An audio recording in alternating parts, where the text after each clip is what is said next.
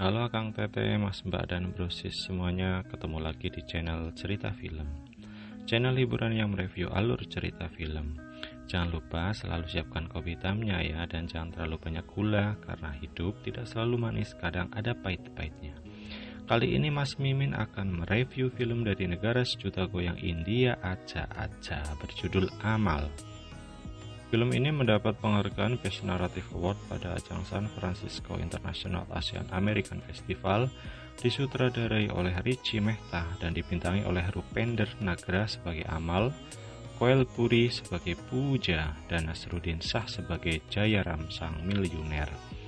Didistribusikan oleh rumah produksi Seville Pictures Kanada dan dirilis pada ajang Toronto International Film Festival tahun 2008. Jadi film ini kolaborasi seniman India dengan Kanada dan menyabet berbagai penghargaan.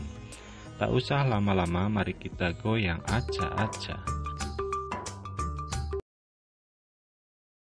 Scene berlatar belakang di pinggiran ibu kota New Delhi. Seorang pemuda jomblo bernama Amal berprofesi sebagai supir bajai, berperawakan tinggi besar dan brewok. Dia begitu akrab dengan pelanggannya, yaitu anak-anak sekolah. Satu persatu diantarkan penumpangnya itu. Kemudian supir bajai itu mengantarkan pelanggan lain, yaitu seorang perempuan jomblo juga bernama Puja. Saat melewati pasar, datanglah anak jalanan mengemis kepada Puja.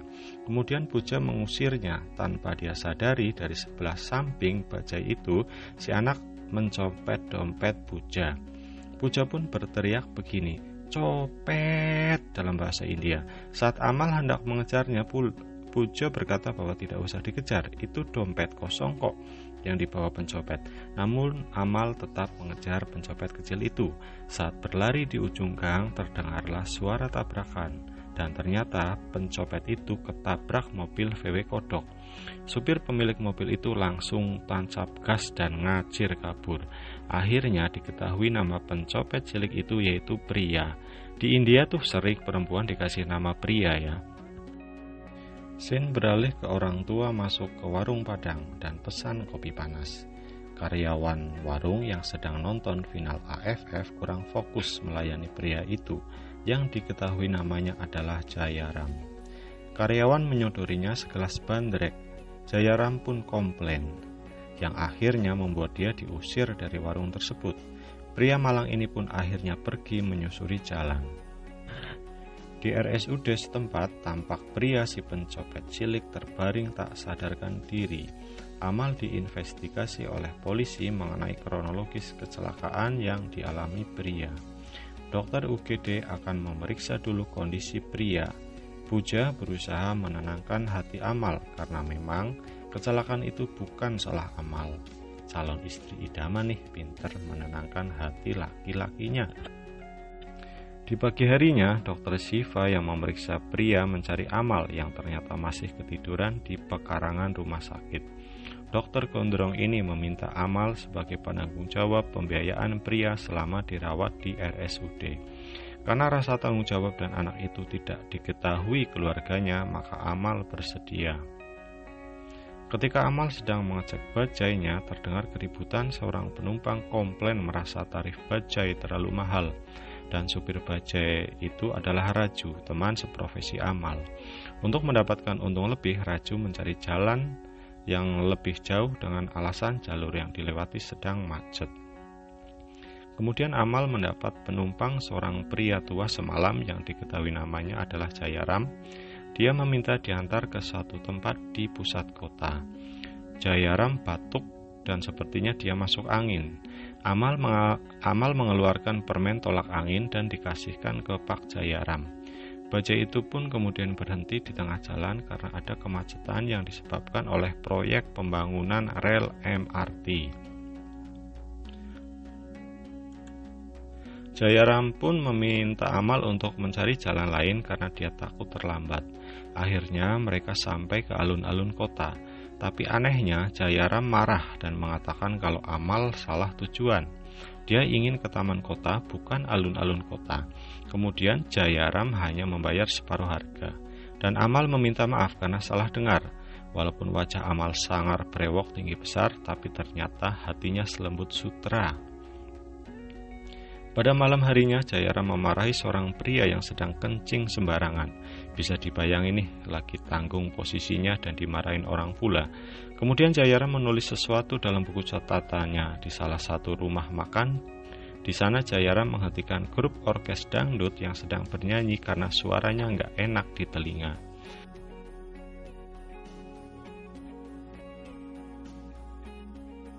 Sembari pergi, Jayaram menyanyikan lagu Mendung Tonpo Udan yang membuat takjub dengan suaranya.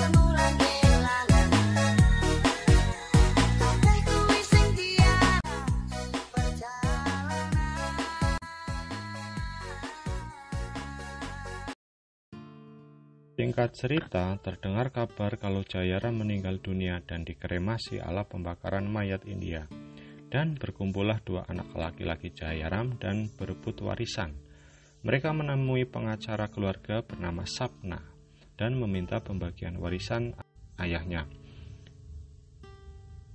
Pengacara Sapna mengatakan kepada kedua anak Jayaram, yaitu Pitek yang sedang kuliah di London dan Haris seorang pengusaha sablon, bahwa ayah mereka meninggalkan surat wasiat dan beliau berpesan dibacakan 30 hari setelah kematiannya. Haris tidak sabar menunggu selama 30 hari karena dia sudah keburu ditagih utang. Namun Sapna tetap menghormati dan mengikuti pesan almarhum. Pak Sures, asisten Jayaram semasa masih hidup, membujuk Sapna untuk memajukan waktu pembacaan surat wasiat tersebut dengan alasan kasihan anaknya yang pada kelilit utang. Beralih ke RSUD, Dr. Siva memberitahu kondisi pria yang telah membaik dan akan dilakukan pengecekan lanjutan di kepalanya.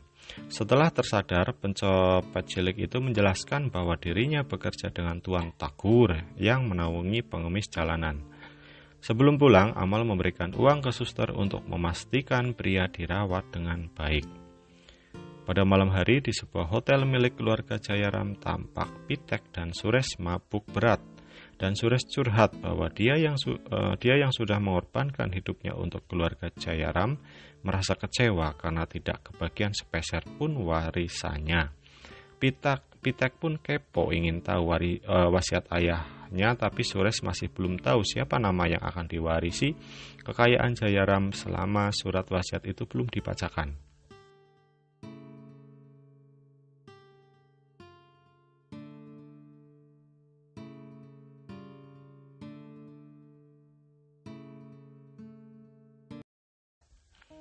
Di hari berikutnya, Amal memberitahu bahwa bajai pamannya yang karburatornya sudah rusak dan harus diganti.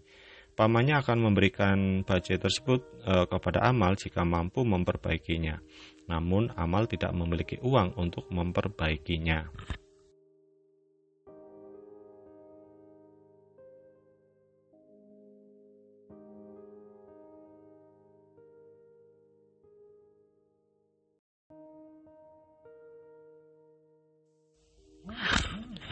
Singkat cerita, sudah 3 hari ternyata Amal tidak pulang ke rumah. Ibunya pun merasa khawatir. Dengan kesal, ibunya menyuruh Amal untuk berumah tangga karena dirinya sudah mulai tua. Ibunya pun ingin Amal bekerja di kantor pos bersama pamannya karena angkutan bajai terancam tergantikan oleh MRT yang sedang dibangun oleh pemerintah. Amal yang sedang makan hanya bisa mendengar ocehan ibunya dan tanpa sadar ternyata anak semata wayangnya sudah terlelap tidur. Ternyata ocehan ibu India adalah cara mereka mendongeng kepada anaknya.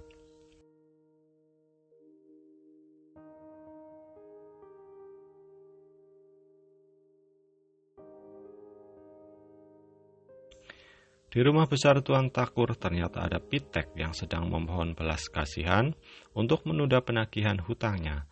Pitek, anak manja almarhum Juragan Jayaram ini, berjanji akan melunasi hutangnya setelah pembagian waris harta ayahnya. Dasar anak manja kurang ajar, kuburan ayahnya saja belum kering sudah menjanjikan harta warisannya untuk bayar hutang. Mimin gemes pingin jambak ini.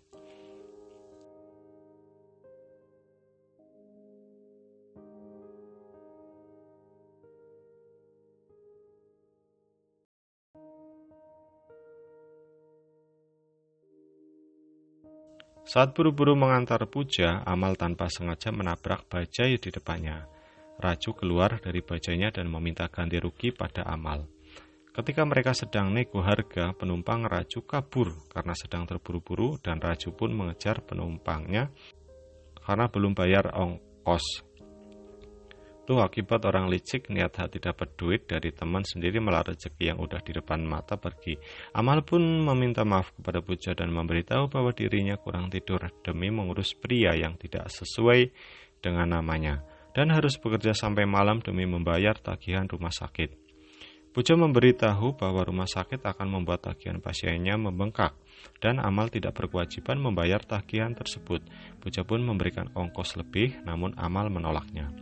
Kemudian Amal pergi ke RSUD dan mengajak pria jalan-jalan menggunakan kursi roda. Si bocil ini nyeletuk bahwa Amal pengecut karena tidak berani nembak Puja. Sialan nih bocah, pria menantang Amal untuk nembak Puja.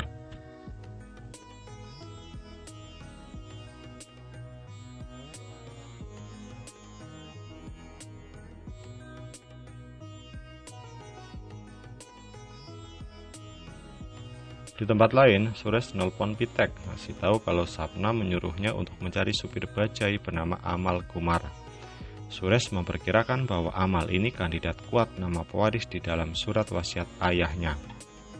Kemudian Suresh nego Pitek bahwa dia tidak akan mencari Amal asalkan Pitek mau membagi seperempat harta warisannya. Pitek murka dan menolaknya.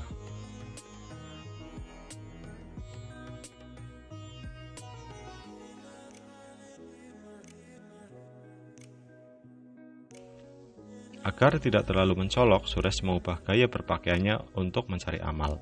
Setelah beberapa hari, akhirnya Suresh menemukan Amal. Suresh pun mengaku sebagai teman ayahnya dan mencoba mengulik biodata Amal dengan polos. Amal menjawab semua dengan jujur. Sesampainya di tujuan, Suresh memberikan 100.000 rupiah dan pergi begitu saja. Amal pun mencari Suresh untuk mengembalikan kelebihan ongkosnya.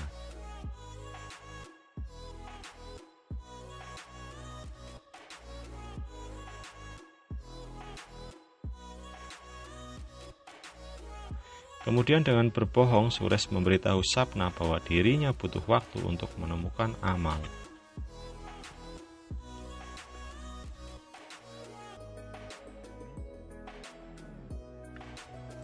Dokter Shiva telah mengecek pria. Dokter menjelaskan bahwa ada pembekuan darah di otak pria dan harus segera dioperasi. Dokter Shiva akan membebaskan biaya rumah sakit dan jasa layanannya. Namun untuk obat-obatan dan jenis perawatan akan menelan biaya kurang lebih 10 juta rupiah. Dengan sedih, Amal pun mengusahakan biaya operasi tersebut.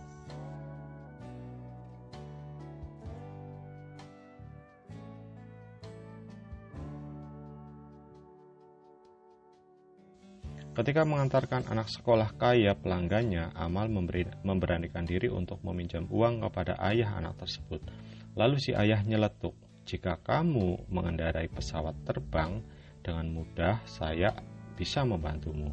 Tapi karena kamu adalah pilot bajai, maka aku tidak bisa membantumu." Kakek aneh. Kali ini Mimin ingin ngepang mulut si ayah itu.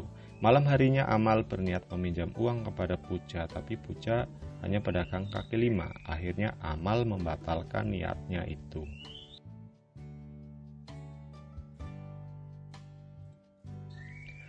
Di tempat lain, laki-laki Pitek main remi dan kalah, lalu dia meminjam uang ke kasir.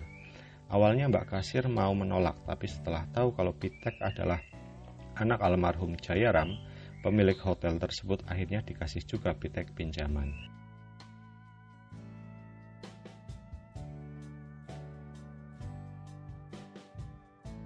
Anak sekolah pelanggan Amal ternyata anak dari pengacara Sapna. Si ayah menceritakan tentang sopir bajai anaknya yang hendak meminjam uang padanya. Sapna yang sedang sibuk mengabaikan pembicaraan suaminya itu.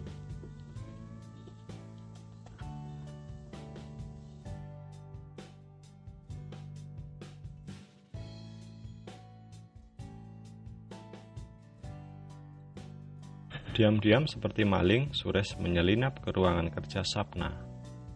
Dengan lancang membuka isi surat wasiat Jayaram.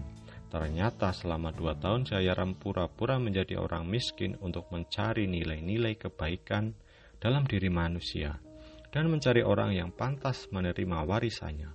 Saat bertemu dengan Amal, dia merasa inilah orang baik yang selama ini aku cari-cari. Kemudian Suresh memberikan sejumlah uang kepada pembantu Sapna. Oh, ternyata mereka berdua kong kali kong.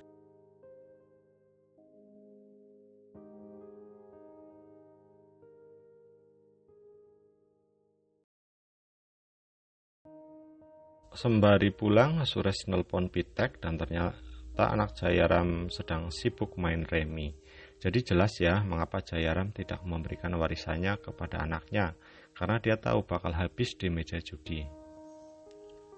Esok harinya, Amal nelpon Dr. Siva lewat wartel. Dr. Siva menegaskan kalau pria harus segera dioperasi karena ada gumpalan darah pada otaknya.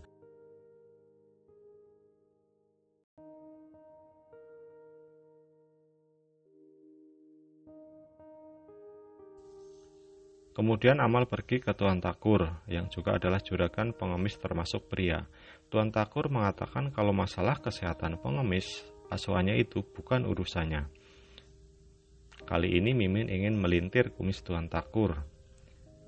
Karena nggak ada jalan lain, maka Amal menawarkan bajainya kepada Tuan Takur dan dibayarlah bajainya untuk biaya operasi pria.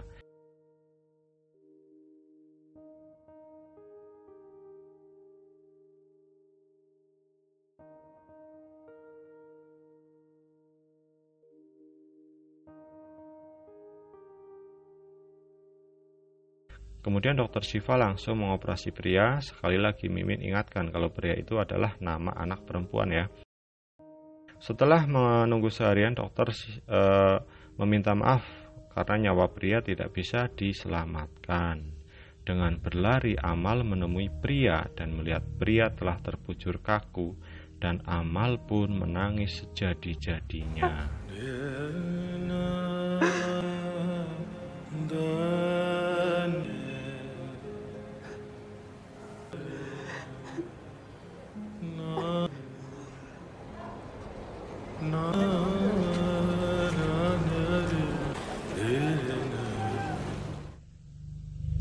Diam-diam, tanpa diketahui Amal, ternyata Suresh membuntutinya hingga ke rumahnya. Di hari berikutnya, Raju memberitahu Puja bahwa Amal menyuruhnya untuk menggantikannya. Ternyata Amal ganti profesi menjadi tukang sapu di kantor pos berkat bantuan pamannya. Puja yang diam-diam kangen sudah beberapa hari tidak melihat Amal, akhirnya pergi ke rumah Amal. Sesampai di rumah Amal, ibunya yang membukakan pintu untuknya, karena ternyata Amal masih bekerja di tempat barunya. Akhirnya terjadilah obrolan renyah antara calon mantu dan calon mertua. Sepertinya ibu Amal menyukai Puja. Ketika Amal pulang kerja, ibunya memijat kaki Amal yang sedang kelelahan. Lalu datanglah Puja yang membawa sesuatu di tangannya.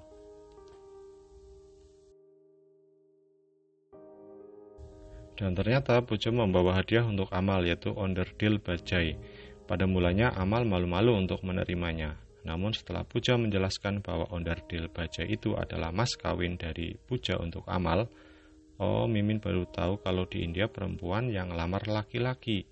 Beruntunglah para lelaki India ya dilamar cewek. Dan Amal pun senyum bahagia. Sejak insiden onderdil bajai itu, akhirnya mereka resmi bertunangan.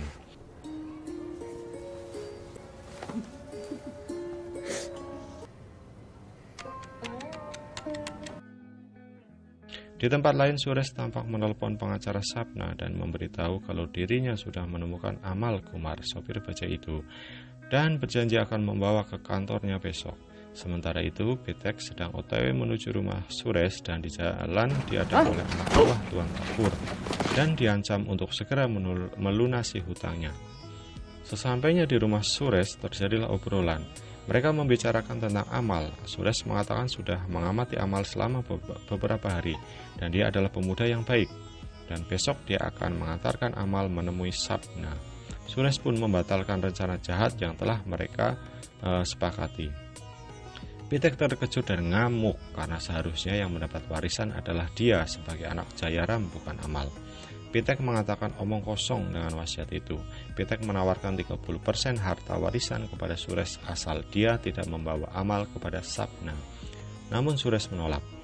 Tiba-tiba Pitek mencekik Suresh dari belakang. Dengan cepat, Pitek masuk ke ruang kerja Suresh dan membuang segala catatan tentang amal. Dengan keji, Pitek membuang mayat Suresh ke TPA. क्या हुआ?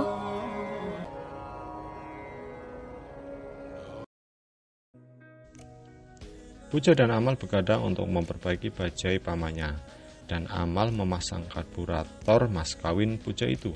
Di pagi harinya ibunya memberikan sarapan, dan akhirnya bajainya pun hidup kembali.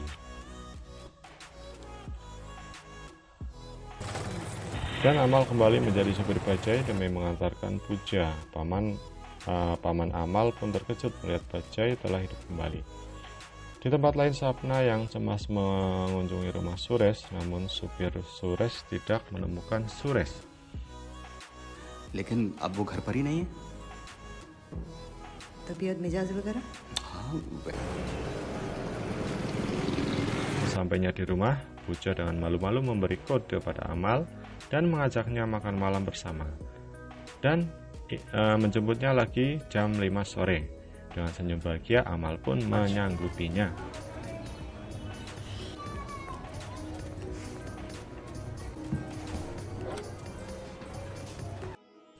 Dengan bantuan sopir Suresh, Sapna mengunjungi rumah Amal. Sayangnya Amal sedang pergi bekerja narik bajai. Sapna pun pergi mencari lokasi tempat Amal biasa mangkal. Di tempat mangkal, Sapna bertemu dengan Raju. Raju memberitahu biasanya di waktu sore Amal mengantarkan murid-murid sekolah SD, di mana anak Sapna juga sekolah di sana.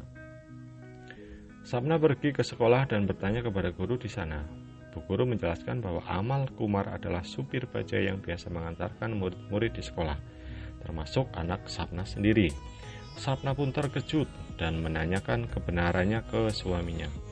Suaminya tidak memberitahu nama supir anaknya karena Sapna tidak pernah tertarik dengan hal itu. Akhirnya Sapna bertemu Amal, memintanya untuk ikut ke kantor. Awalnya Amal menolak karena sudah ada janji dengan pujaan hatinya. Namun Sapna menjelaskan bahwa pria tua yang dulu pernah diberikan permen tolak angin oleh Amal telah meninggal dan pria itu memberikan surat untuk Amal. Sesampai di kantor, Sapna meminta Amal untuk membaca isi surat wasiat Jayaram. Amal melihat surat tersebut kemudian manggut-manggut. Gak tahu dia bisa baca apa enggak. Saat mereka mulai sebuah obrolan, tiba-tiba ada telepon dari polsek setempat mengenai Suresh yang hilang. Kemudian Amal disuruh untuk menunggu di luar. Karena Amal ada janji kencan dengan pujaan hatinya, tanpa berpamitan Amal pergi dan tak sengaja berpapasan dengan Pitek di halaman depan rumah Sapna. Kemudian datanglah pengemis cilik dan Amal memberikan sejumlah uang kepadanya, dan surat wasiat yang dipegangnya diminta juga oleh pengemis untuk menggambar. Sapna yang memanggil Amal membuat Pitek terkejut. Amal?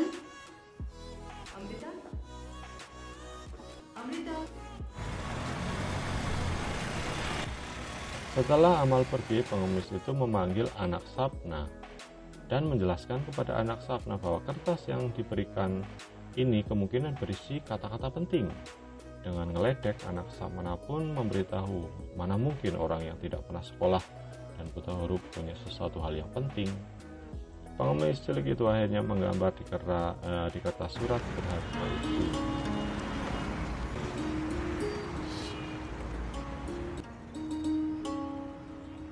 Dengan bajai barunya, Amal menjemput Puja dan jeng-jeng keliling New Delhi mencari tempat terbaik untuk nongkrong makan malam. Setelah Sapna bertemu Amal, dia segera mengurus wasiat Jayaram untuk mewariskan harta senilai 60 triliun kepada Amal. Pemuda miskin ex-jomblo ini yang buta huruf tapi baik hati akhirnya menjadi salah satu orang terkaya di negara India. Walaupun kualitas gambar kurang begitu bagus dan plot cerita dari film ini tampak sederhana, Namun film ini mengandung nilai moral yang begitu mendalam, di mana di tengah himpitan kemiskinan dan kekurangan kebaikan hati seorang pria yang bertambang sangar, yang ingin menolong pencopet cilik sampai Tuhan memberkatinya dengan bertemu miliuner yang pura-pura miskin, yang akhirnya mewariskan hartanya kepada amal yang baik hati ketimbang pada anak-anaknya yang tukang judi. Dengan uang bisa mendapatkan keinginan kita, tapi uang bukanlah segala-galanya. Tetaplah berbuat baik, persahabatan, kasih sayang, kepedulian sosial, dan taat kepada Sang Pencipta adalah makanan bergizi untuk jiwa kita. Terima kasih sudah stay tune sampai akhir. Sampai jumpa di alur cerita film berikutnya. Bye-bye.